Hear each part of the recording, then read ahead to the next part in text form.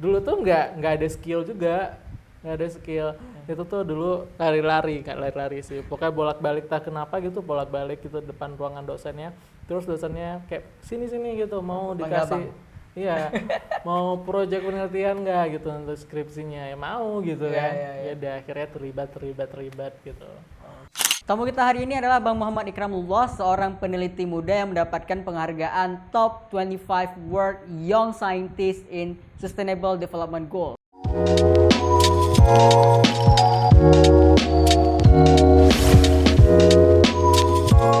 Saran ya, kalau misalnya untuk mahasiswa tuh jangan ragu nge-approach dosen. Saya mau nih jadi asisten Bapak untuk penelitian gitu. Jangan malu untuk approach dosen. Berarti nawarin langsung lah ya. Ya. Jangan nunggu ditawarin ya, siapa kita juga ya. Iya, ya pokoknya gitu lah. Itu kan, untuk apa special case banget dipanggil sama dosen. Ya itu kan keberuntungan. Ya. Tapi ini dulu tuh nggak ada orang yang bilang, wih penelitian itu keren gitu, nggak ada. Nah ini kan ada orangnya kan. Ya, baru kerasa nih semua benefitnya gitu kan. Dapat penghargaan ini tuh, terus juga alhamdulillah rezeki lancar gitu kan. Nah itu kan semua dari penelitian itu ya. Nah baru kerasa sekarang. Kalau misalnya mungkin dulu tahu gitu kan benefitnya sebesar ini, pasti udah dari dulu tuh, terus Bu saya atau Pak saya mau penelitian dengan Bapak atau Ibu gitu. Oke, menarik. Dan dosen setiap tahun ada ya penelitiannya? Ya, setiap tahun tuh banyak banget tuh dana yang dikasih baik dari universitas maupun dari Kemendikbudristek. Oke. Untuk dosen, untuk para peneliti melakukan penelitian gitu. Berarti kesempatan ada kapan aja nih gitu pada mahasiswa untuk approach dosennya ya. Iya, jangan ragu. Kami pernah dengar ya, kalau di luar kan dosen itu ada yang khusus jurnal, ada khusus peneliti, ada yang cuma untuk ngajar itu. Oke. Kalau di Indonesia kan digabung kan? Iya. Saya mau konfirmasi nih, abang gimana? Salah orang nih. Karena abang tuh nggak pernah kuliah di luar negeri. Nggak pernah kuliah di luar negeri. Jadi nggak tahu dosennya gimana. Tapi setahu abang ya pengalaman dengan kolaborasi dengan berbagai author, berbagai dosen dari luar negeri juga. Ya mereka juga gitu ngajar, tapi malah wajib. Oke. Yang setahu abang cerita-cerita gitu ya, malah mereka tuh wajib ada penelitian. Jadi apa yang diajarkan sama mahasiswanya itu ya terkait dengan penelitian dia gitu. Keren juga. Kan kayak dulu debat ya kan. Aku mau tahu nih, pasti kayak pola pikir debat tuh berguna juga kan ke karya ilmiah kan. Oke. Gini nih klarifikasi ya. Orang itu bisa ngambil skill itu berbeda-beda. How do you pick a skill itu bisa dari hal yang berbeda. Di kasusnya bang, mungkin debat gitu. Nah jadi waktu debat kita diajarkan untuk berpikir secara beruntun. Nggak bisa dari A ke G ke J ke M terus ke Z atau ke Z gitu kan. Nggak bisa gitu. Tapi kita kan kalau nggak dirunut gitu suka kayak gitu kan, normalnya gitu ya. Random gitu ngobrolnya. Tapi kalau di debat kita diajarin untuk runut tuh berpikirnya, dan harus ada penjelasan di setiap statement. Gitu. Nah itu yang kemudian menjadi modal abang dalam menulis gitu. Jadi ketika dilihat, wih keren nih, karena dia nggak ngasal ngomong gitu, selalu ada alasannya, selalu ada logika di balik statement dia gitu.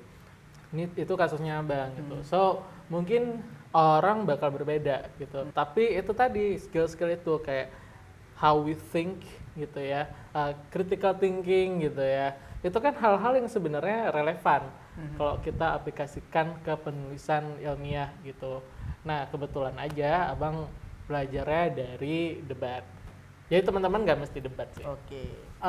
Kita baru nih bakalan bahas tentang personal lah, yang lebih sifatnya lebih personal. Tadi belum ya? Tadi kan tadi juga. Tapi kita ini mungkin yang orang bakalan lihat ya, kalau orang kenal Mbak Ikram itu, atau orang-orang belum mengenal dan baru mengenal, kita tahu kalau Mbak Ikram tuh udah belalang buana lah di bidang-bidang penelitian kayak tadi penghargaan, dan juga di bidang debat kan dulu juga udah hype juga kan, jadi dari coach Jahat. maksudnya udah tinggi lah jadi coach kayak gitu, udah dibawa kemana-mana tuh. Kalau ke daerah di Aceh ya, kalau di Aceh Bang Ikram jadi juri di mana-mana gitu, udah dikenal lah terkait debat ya, segala macam.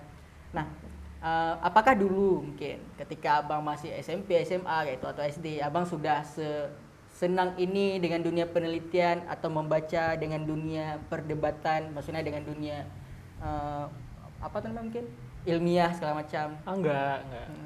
Enggak. Normal kok. Normal ya aja kan, orang yang lain normal juga ya. Normal, sama kayak yang orang lainnya gitu. Iya. Nggak suka dulu tuh nggak suka. Bahkan ketika dulu tuh pas di Unsia kan, S1-nya, kayak nggak usah mimpi yang muluk-muluk gitu, publikasi di jurnal bagus kan. Kayak ketika kita cari materi di jurnal gitu kan, terus kayak gila nih orang gimana buat penelitiannya bagus gitu kan, atau gimana sih cara dijelasin ilmiah tinggi banget gitu kan, kayak susah untuk diraih gitu. Jadi sadar diri dulu, kayak sebenarnya nggak underestimate diri sendiri sih. Kayak udah kita kuliahnya di Unsia, nggak usah mimpi yang aneh-aneh gitu kan. Udah nggak usah di penelitian nih, ini nggak prospek lah gitu. So ya nggak ada. Oke. Nah, follow up nih dengan pertanyaan itu, mungkin selama hidup abang ini, titik terendah yang pernah abang rasakan itu di mana? Wait, kenapa bisa nyambung? Oh enggak, kan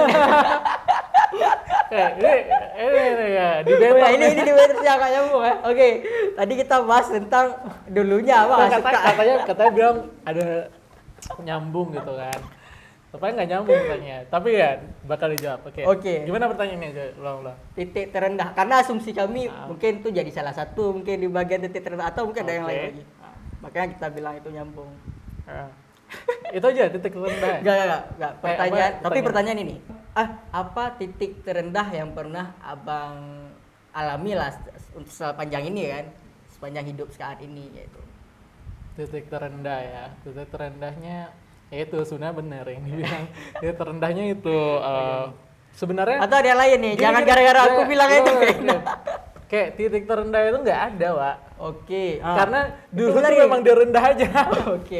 Sekarang nih lagi di posisi tingginya. Dulu tuh memang rendah gitu. Sekarang baru panjatnya. Jadi nggak ada yang kayak dari mungkin tinggi tuh rendah gitu. Karena emang dulunya memang rendah gitu.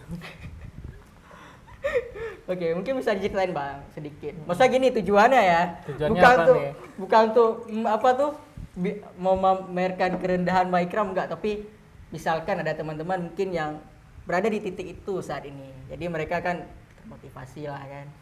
Ada ternyata hidup aku juga ada harapan gitu. Walaupun aku sekarang rendah aja. Kayak sebenarnya nggak tahu ya kalau dunia penelitian ini ibaratnya Ikram 2.0 lah. Karena Ikram 1.0 itu gak ada pemikiran sama sekali untuk di dunia penelitian dan menutup potensi diri sebenarnya, berkecil hati gitu kan. Nah itu mungkin sih yang kayaknya kalau bisa diubah itu sih mau yang diubah gitu kan. Jadi sadar itu ketika di S3 malahan. Di S3-nya baru sadar. Jadi S1, S2 itu dapat tawaran. Pas selesai S1 dapat tawaran untuk beasiswa lanjut S2, S3 di Unsia lagi gitu kan, karena gak tau ngapain, terus beasiswa juga di reject ya. Kemarin tuh sempat nge-apply untuk KHS terus nggak diterima karena juga bego sih dulu. IP pas-pasan 3,28. Ya abang nggak bilang itu gimana ya, mungkin ada orang yang lebih di bawah itu, cuman ya 3,28 bisa apa men, ya kan. Untuk beasiswa ya. Iya pastilah, walaupun dibilang itu syarat minimum keren bla, tapi ya kalau misalnya dia udah aplikannya udah sampai ribuan, kan gak sanggup lah dia cek semuanya esainya kan. Pasti dia tuh cari yang mudah untuk memangkas kandidatnya. So GPA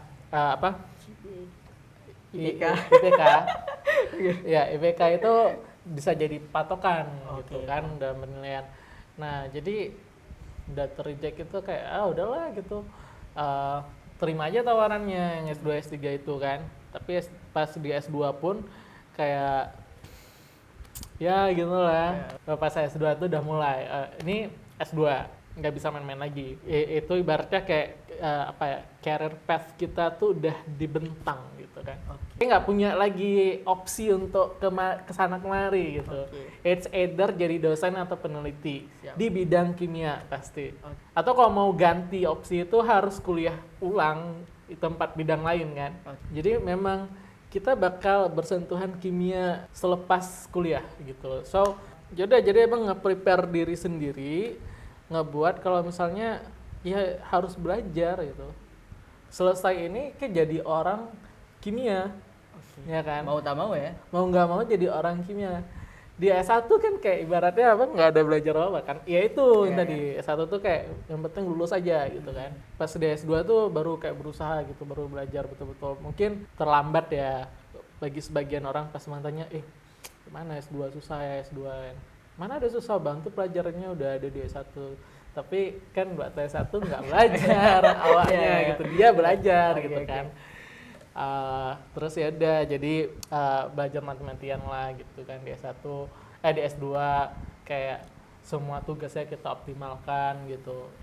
Ya walaupun kita juga nggak pinter-pinter amat dan ada keterbatasan lah pasti kan. Tapi yang penting kita paham gitu tentang kimia ini gitu kan. Ya gitu. Tapi juga itu belum ke penelitian.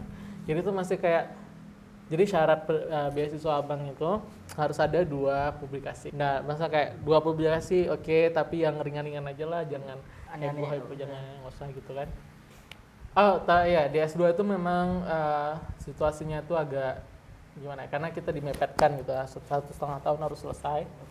Dan waktu itu juga banyak halangan sebenarnya yang membuat kita tuh, abang tuh nggak bisa langsung bisa selesai gitu. Pokoknya banyak lah halangannya gitu kan. Sampai ada yang bilang, si Ikram tuh contoh buruk lah gitu kan. Kayak lalai segala macam gitu kan. Bahkan kayak sebenarnya yang epic ya, pas di seminar hasil itu data baru 50% Pak. Jadi kayak misalnya ibaratnya kita tesisnya tuh tentang A judulnya, eksperimen tambahannya tuh B gitu. Nah yang ada tuh B, A-nya nggak ada gitu. Itu pas seminar hasil. Nah jadi pas seminar hasil terus pas di akhir tuh bilang kayak, Pak ini saya berjanji setelah seminar hasil waktu sidang nanti saya akan lengkapi semuanya. Masih sempatnya kayak gitu kan, nggak boleh ya sebenarnya. Jangan ditiru guys. Begitu siap seminar hasil jam 12 pagi. Nah terus jam 3 paginya berangkat ke Jakarta untuk ambil data. Bisa bayangin nggak sih mepet? Apa ya, kayak kita tuh harus buru-buru gitu kan, biar bisa berangkat ke Jakarta. Ambil data ke Jakarta, itu masih ambil data, habis itu balik. Pas balik itu harus siap tesisnya, karena itu udah mau deadline. Kalau misalnya nggak siap sidang pada saat itu, abang nggak dapat lagi beasiswanya. Nah jadi harus dari tentang waktu dari hasil ke sidang itu cuma punya waktu seminggu gitu. Urusan sidang tuh abang kayak teman namanya Nas tolong dong beresin gitu kan. Ya, jadi dia yang beresin tuh urusan dokumen untuk sidang gitu kan.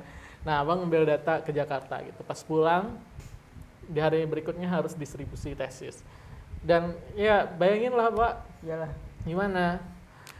Ya, kita harus kita harus ngambil data sambil nyusun eksperimen dalam waktu yang seminggu gitu kan. Kalau misalnya pas saat itu kan kayak udah jangan beban pikiran. Jadi jadi pas sampai ke Jakarta itu malah nggak buat tesis. Malah nonton bioskop. Untuk refreshing ya, tapi dapat juga data ya? Iya, kan paginya itu pagi sampai sore itu kan di lab. Di lab kan. Nah malamnya terus dosennya bilang Ikram tolong ya datanya diolah terus di hotel gitu kan. Nah ya ketika sampai di hotel ya nggak mau lah stres awak ya kan. Ya udah pergi nonton. Dan tahu kapan olah datanya? Ketika di bandara. Ketika di bandara pesawatnya delay dan di atas pesawat tuh buat tesis ya. Buat tesis saya di pesawat gitu. lanjut sampai di rumah tuh buat tesis terus, kayak nggak ada alasan untuk capek gitu kan. Jadi ya buat tesis, udah deadline gitu, dan alhamdulillah gitu selesai sampai lagi di S3 gitu kan. Di S3 dan di situ baru kayak tulisan-tulisan yang sebelumnya gitu kan, hasil penelitian sebelumnya itu baru dipublish gitu. Nah itu jumpa salah satu profesor dari Malaysia, terus bilang, oh ini papernya apa ya, kan dia kayak ngelihat kayak kita minta suggestions gitu, Pak Prof ini gimana, tulisan saya ini udah bagus atau belum, terus dia bilang, oh ini potensial untuk dimasukkan ke jurnal Q1 gitu. Semangat dong ya kan, terus dicoba akhirnya tembus gitu. Nah begitu tembus, ini yang sebelumnya nggak kepikiran ya. Alhamdulillah bisa tembus ke Q1. Kirain kayak main-main aja nih tembus. Tembusin itu kayak nggak yakin lah ya, bukan karena skill awak gitu. Oh paham. Pernah nggak sih kayak itu? Ini benang, tapi kayak kok bisa benang ya? Kayak ada yang bantu gitu. Kayaknya bukan inilah gitu kan. Kayak ini mungkin ecek-ecek gitu. Iya. Ya, tapi gitu. Tapi begitu publish gitu kan. Terus respon dosen waktu itu luar biasa. Jadi tuh nggak berhenti WA masuk kayak, selamat ya Ikram, tuh semua dosen kayak bilang, selamat ya Ikram, udah wow, ini berarti hal yang prestigious, bukan main-main gitu kan. Jadi awak ternyata bisa. Nah pada momen itu, dari momen itulah muncul motivasi untuk kemudian lanjut. Dan sekarang mungkin kalau misalnya publish biasa Ikram lagi gitu. Oke. Gitu. Dulu kan dikenal Abang Ikram nih debaters lah kan. Tetapi seakan-akan saat ini itu dipotong nih, semua agenda debatnya langsung dipotong, udah fokusnya ke ke research. Ya kalau misalnya kita makin berumur kan perlunya cuan bro. Di debat tuh susah cuannya. Dan ya itu menyita waktu kita kan. Yang harusnya waktu kita bisa untuk publikasi tersita di debat. So I need to choose between debate or penelitian gitu, research. Jadi akhirnya milih research. Terus juga rasanya juga di debat nggak bisa kayak kalau mau nambah ilmu pun paling ya dikit lah, kayak nggak signifikan lagi gitu kayak awal-awal kita debat. So debate nggak, maksudnya udah cukup lah ilmunya debat gitu kan. Saatnya move on, kita implementasikan ilmunya gitu. Untuk pesannya nih Bang, kepada teman-teman yang mungkin saat ini masih meng-underestimate diri sendiri, atau ada yang pengen jadi researchers kayak itu, cuman ya masih menganggap remeh di mana dia sekarang, di kampus apa aku sekarang kayak itu macam. Ya jangan underestimate. Dia capek awak bawa nama Unsyah ya kan. Unsyah tuh kayak udah dikenal. Jadi pas apa Sayap misalnya kan, ada Sayap conference ngikut kan, terus kayak dikenal gitu, dari Unsyah gitu, anak Unsyah udah pernah publish sana sini, terus anak Unsyah udah pernah menang Olimpiade gitu kan. Jadi kan kayak nama Unsyah tuh udah keangkat gitu. Sebenarnya you don't need to underestimate who you are gitu. Terima aja diri sendiri, karena basically nggak ada reason, nggak ada alasan untuk kecil hati sebenarnya. Sekarang nama Unsyah tuh udah dicatat di Green Talent. Dulu tuh ya sebelum Abang itu nggak ada kampus Indonesia yang ada nama di Green Talent itu. Green Talent itu kan yang tadi top 25 peneliti seluruh dunia gitu kan, scientist, ilmuwan di bidang sustainable development gitu kan. So Unsyah masuk gitu kan.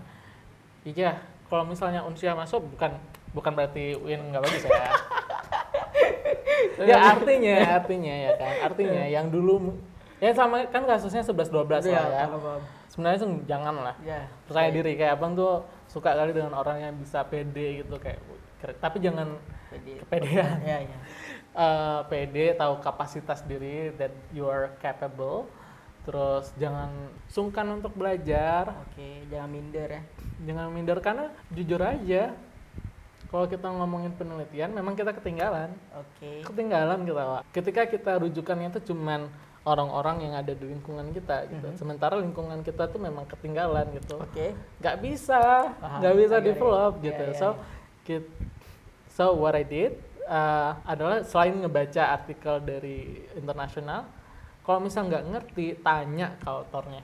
Oke. Di artikel tuh ada emailnya corresponding author kan. Yeah. Jadi email ke mereka kayak ini gimana carinya, kok bisa kalian kayak gini gitu kan. Terus dibalas dong, dibilang oh gini nih carinya, kalau mau referensi lebih lanjut baca artikel ini, kayak sekalian dikirim waktu itu ada 6 artikel gitu harus baca. So sekarang tuh guru bisa di mana aja gitu. Jadi kampusnya di Aceh tapi ilmu tuh bisa dapat dari mana aja, gratis gitu. Jadi jangan takut untuk bertanya, ya gitu, berani gitu. Got it. So even though kita sekarang di area ini bukan berarti kita harus menyerah ya, give up kayak gitu ya. Karena ternyata aksesnya luas sekarang bagi mereka yang bisa belajar. Ya benar-benar. Bahkan ya sebenarnya mungkin juga di UI atau sebut merek. Nggak apa-apa ya, karena juga orang semua udah tahu lah ya. UI, TP, UGM yang big three ya, itu big three ya, yang prestigious lah di Indonesia ya. Di Indonesia gitu kan. Sebenarnya problemnya sama aja. Problemnya sama aja. Fasilitasnya juga 11-12. Gitu. Kalau misalnya kita penelitian yang nggak ada alat di sini, kita kirim sampel kok ke mereka gitu. So alat ITB juga alat Uncia dong. Iya. Dia ngerti ya. Ngerti. Gitu apa ya logikanya. Tapi ya mahasiswa dari UI itu ini kenapa disebutin UI karena pengalamannya sama mereka gitu ya mahasiswa. Ada juga yang dari IPB waktu itu ya. Mereka tuh nggak segan-segan nanya ke kita. Gitu. Ya fasilitas memang berpengaruh gitu. Tapi kita bisa mengoptimalkan di sisi lain. Ya kan. Mengoptimalkan di sisi lain ya itu tadi berani bertanya, berani berkomunikasi dengan researcher lainnya gitu. Sama sih Bang case-nya. Itu kan di bidang akademis mungkin kayak gitu juga. Bahkan di bidang misalkan di private sector kan, orang-orang mau kerja di perusahaan. Walaupun memang kebanyakan yang kerja kan orang-orang dari kampus-kampus di sana kan. Tapi justru di lingkungan kampus pun nggak ada tuh informasi yang sebanyak tentang magang segala macam. Mereka harus cari sendiri juga kan. Iya benar. Kayaknya yang membedakan tuh karakternya kan. Karakter orangnya. Ya jadi itu mereka tuh nggak segan-segan untuk nanya pegawai, misalnya cari ini perusahaan ini nih. Dia nggak segan-segan nyari pegawai di perusahaan itu di LinkedIn. Dia nyari gitu, terus di DM sama mereka. Di DM aja terus ya, walaupun dia mahasiswa atau apa gitu. DM aja. Tapi orang tuh seneng kok ngebalas gitu kan. So punya kemauan mungkin anaknya. Punya kemauan. Mungkin itu yang perlu kita tingkatkan teman-teman. Mungkin kenapa kita nggak berani karena kita masih mengunderestimate diri. Ngapain nih aku chat? Gak akan dilihat juga aku. Bener, udah suzon duluan ya kan.